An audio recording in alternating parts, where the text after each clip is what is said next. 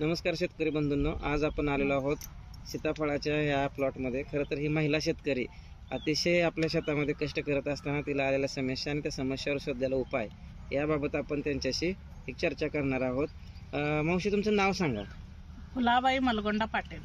ही तुमचा किती एकराचा प्लॉट आहे? हे एकरच आहे। आणि तुमचा पूर्ण पत्ता पण सांगा की।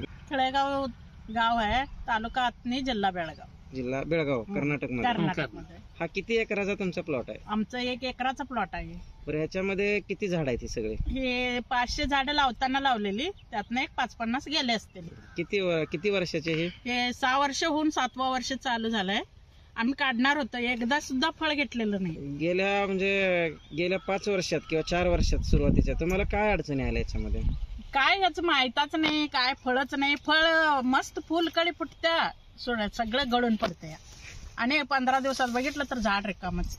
मग त्याचे काय औषध पण माहित नाही, काय नाही, म्हणून आम्ही काढून टाकायचं होतं या उन्हाळ्यात।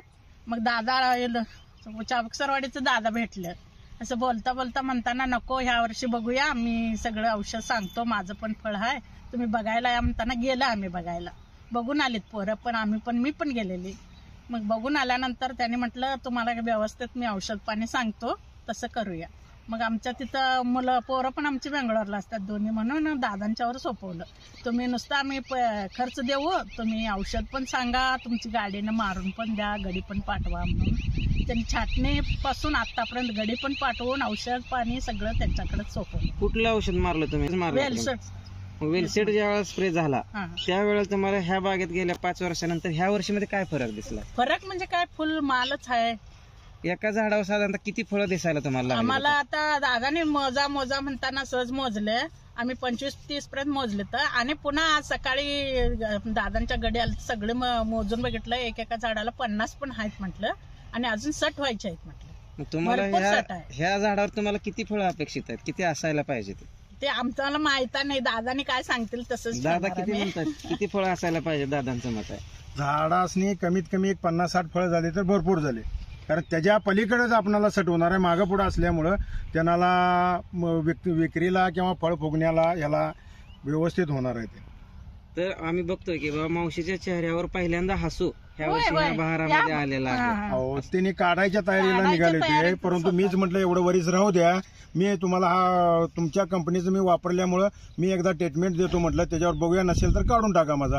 ते औषध त्यांना मी सगळे वेळेवर मारून दिल्यानंतर हा त्यांना पहिल्यांदा माल असा दिसायला लागलेला। तुम्ही माल दाखवू शकता झाडाला कसं सेटिंग झाले? भरपूर झालेला। हे बघा, काय बघायचं, हे बघा भरपूर आम्ही असं बघितलेलंच नाही कुठं तर। कुठलं बघा, हे वरची व्हरायटी बघा, हे बघा पूर्णपणे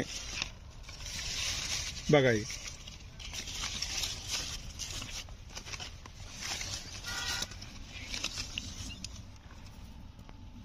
समस्या येत होत्या। खरं तर त्यांचं थोडंसं म्हणजे त्याच्यातला थोडासा अनुभव कमी किंवा ज्ञानाची मर्यादा असल्यामुळे सेटिंगला थोडासा प्रॉब्लेम येत होता। तर त्याच्यामध्ये छाटणी योग्य वेळेला कशी घ्यावी, त्याच्यानंतर त्याच्यामध्ये जो वाढतो शेंडा, त्या शेंड्याचं नियोजन कसं करावं, आणि फुलकळी उमलल्यानंतर वेलसेट असेल किंवा डॉक्टर मॅच्युरिटी किंवा सीताफळ स्पेशल साईजला हे प्रोडक्ट योग्य स्टेजला जर आपण दिले तर अशा महिला शेतकऱ्यांच्या चेहऱ्यावर नक्की सीताफळाविषयी हसू आल्याशिवाय राहणार नाही। कारण कंपनीचा रिसर्च अँड डेव्हलपमेंट आपल्याला सांगतो की योग्य वेळेला जर योग्य स्प्रे गेले तर सीताफळामध्ये खरंच NMK1 गोल्डन सीताफळाला सोन्याचे दिवस आल्याशिवाय राहणार नाही।